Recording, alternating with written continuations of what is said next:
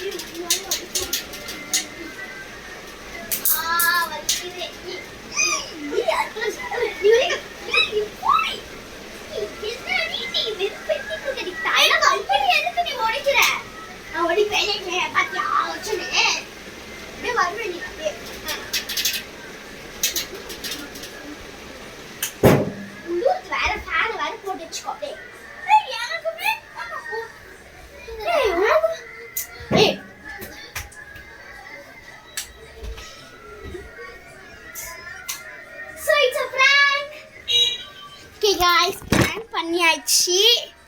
So bye சொல்லிடுறேன். Bye.